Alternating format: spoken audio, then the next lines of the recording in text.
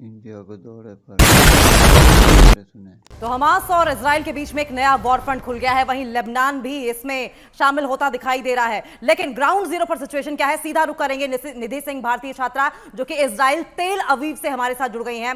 निधि, क्योंकि आप तेल अवीव में मौजूद हैं, ग्राउंड रियलिटी क्या है, क्या सिचुएशन है वहां पर, क्या लोग डरे हुए हैं, क्या आप डरी हुई हैं? यहाँ पे बेसिकली स्टूडेंट कम्युनिटी है जहाँ मैं रह रही हूँ। काफी सारे इंडियंस हैं। डर का तो ऐसा कुछ नहीं है बिकॉज हम जहाँ पर है वो बहुत सेफ है। यहाँ हर जगह बंकर्स हैं, स्टेयर केसेस बंकर्स है, हर फ्लोर पे बंकर है, तो कभी भी सायरन बजता है तो हम वहां जाते हैं।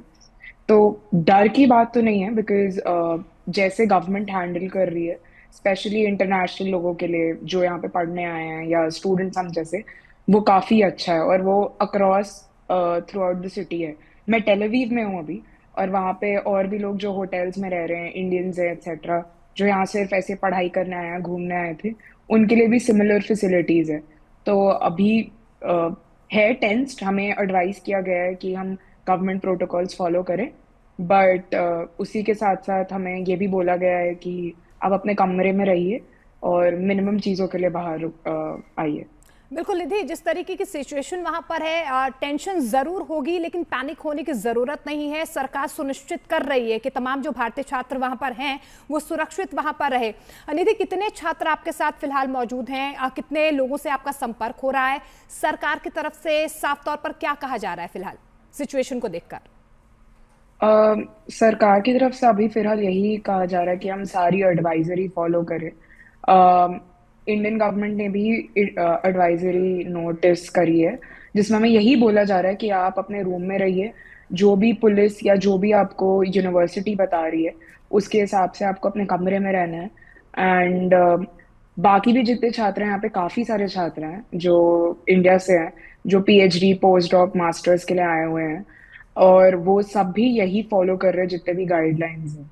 निधि, तो यहाँ निधि, जी। जहां पर आप मौजूद हैं, क्या आप बताएंगी कि ये जो अटैक्स हुए हैं हमास की ओर से, तेल अवीव पर भी किए गए हैं, वहां से डिस्टेंस कितना होगा? और जब सायरन बजते हैं तो आपको बंकर्स में, आपने बताया कि भागकर जाना पड़ता है, बंकर्स में भागकर जाने के लिए और जहां आप रह रही हैं वहां का डिस्टेंस, दोनों ही बताइए। हर फ्लोर पे बंकर है, तो ऐसा कोई डिस्टेंस है नहीं, इट्स जस्ट फ्यू, मतलब कुछ कदम दूर ही है। जब भी सायरन बजता है, कल रात को टेलवीव के ईस्ट साइड पे अटैक हुआ था, तो टेलवीव का सायरन बजा था, यूनिवर्सिटी का सायरन, जो 2 बार बजा था कल। तो हम बंकर्स है, जितने भी स्टेयर केसेस हैं, यहाँ पे एक कॉमन स्टेयर केस है, वो पूरा फोर्टिफाइड और बंकर जैसा ही एक्ट करता है। तो आप स्टेयर केस पे भी जा सकते हो, और एक रूम है हर फ्लोर पे जो अच्छे से फोर्टिफाइड है, जो कुछ कदम ही दूर है, वो सेंटर ऑफ द फ्लोर पे है, और आपको अगर वहां जाना है आप वहां जा सकते हैं सायरन के टाइम। निधि, जिस तरीके की सिचुएशन फिलहाल वहां पर है, क्या आप बता पाएंगी कि सबसे पहले जब अटैक हुआ किस वक्त आपको पता चला और किस वक्त आपको कहा गया, हिदायत दी गई कि आप बंकर्स में छिप जाएं? हाँ, जब सुबह अटैक हुआ था तो सायरन्स बजते हैं, तो उसमें यही एडवाइजरी आती है कि फर्स्ट जैसे ही सायरन बजता है आप वहां पे जाके वेट करिए फॉर 10 से 15 मिनट। 10 से 15 मिनट के बाद अगर कुछ भी नहीं होता तो फिर एडवाइस होता है कि आप अपने कमरे में वापस आइए। जैसे ही सायरन बजता है ये भी एडवाइस होता है कि आप अपना रूम की शील्ड और रूम का विंडो बंद रखिए। ये विंडो है तो इसीलिए बंद और शील्डेड है कि कभी भी सायरन बजे तो मेरे को ये वापस खोलना या बंद ना करना पड़े। तो ये एडवाइजरी है, और हमें वहां रहना पड़ता है 10 से 15 मिनट। अगर कोई वापस हमें एडवाइजरी नहीं आती है कि हम वहीं रहें या बाहर जाएं, सायरन से ही पता चलता है सब कुछ। निधि, क्या आपके किसी जानने वाले स्टूडेंट ने, जो कि इजराइल में ही रह रहा हो, उसने अपनी आंखों से इस अटैक को होते हुए देखा? क्या कोई जानकारी इस तरह की है आपके पास, उसने आपको बताया हो, आपके किसी साथी ने? मेरे नहीं, किसी स्टूडेंट ने नहीं, क्योंकि सारे स्टूडेंट्स कैंपस पे ही रह रहे हैं, तो कैंपस से वो दूर थोड़ी वो जगह थोड़ी दूर है।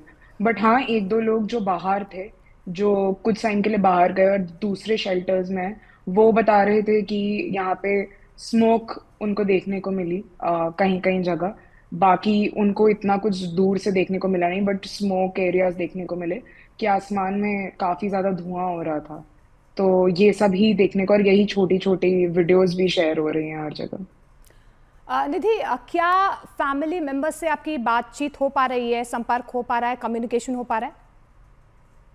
जी, फैमिली मेंबर से ठीक है, यहाँ पे वाईफाई फिलहाल के लिए ठीक चल रहा है, तो कम्युनिकेशन एस्टैब्लिश करना ईजी है, तो उसमें किसी को भी कोई प्रॉब्लम नहीं हो रही है।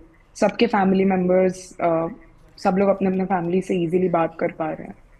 जी निधि, जिस तरीके से जब रशिया यूक्रेन वॉर की शुरुआत हुई थी और वहां के स्टूडेंट से हमने बातचीत करनी शुरू की थी, तो शुरुआत में उन्हें नहीं लग रहा था कि ये वॉर इतनी बड़ी हो जाएगी। अब क्योंकि इजराइल के पीएम बेंजामिन नेतन्याहू की ओर से कह दिया गया है कि युद्ध लंबा खिंचेगा, तो ऐसे में छात्रों का क्या रिएक्शन है? ऐसो में छात्रों का रिएक्शन यही है, जो लोग काफी दिन से यहाँ रह रहे हैं, उनका वो काफी इस चीज को लेके काफी इम्यून हो चुके हैं, क्योंकि पहले भी जब गाजा में बॉम्ब्स गिरते रहते थे इधर टाइम तो सायरन बजते थे और लोग जाते थे।